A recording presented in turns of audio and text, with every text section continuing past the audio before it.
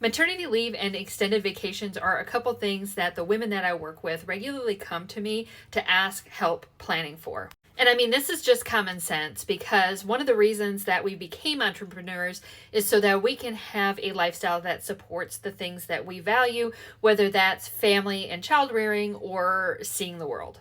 And so here's the blueprint of how you're going to plan for your maternity leave or your extended vacation. Number one, you need to know your numbers. You need to know exactly what it costs to run your business.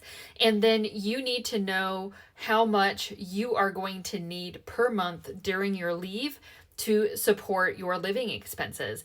And that is your revenue target. You want to be making at least that much revenue or more so that you're covering all your expenses and you're covering whatever you need to do personally. And of course, don't forget about planning for taxes and all of those things.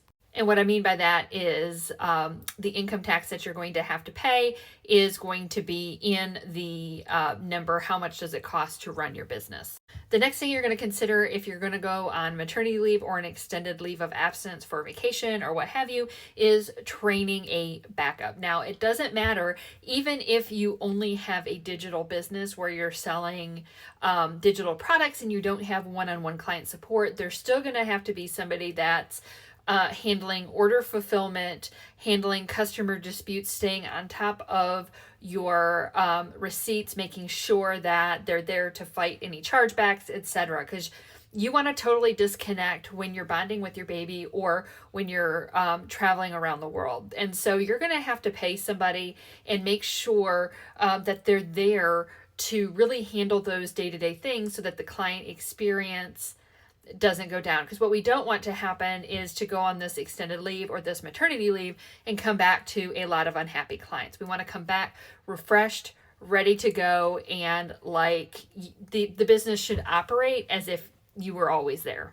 The next thing we're going to do is we're going to make sure that we have SOPs, standard operating procedures, in place, especially around any of the critical revenue or financial items to make sure that things aren't falling through the cracks. So if you're doing something every day in your business and you're the only one who knows how to do that, you need to document that now.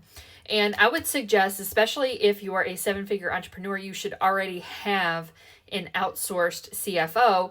But if you're at the multiple six-figure level and you're doing some of your own bookkeeping, now is the time to offboard that to somebody who can manage those financials while you're gone and who can be your point of contact to let you know how the business is performing financially without having to share that necessarily with your employees. And if you need more guidance on how to know your numbers and how to plan your business effectively, come on over to my cash flow intensive. It's going to be live this Friday at 11 a.m. Central Standard Time.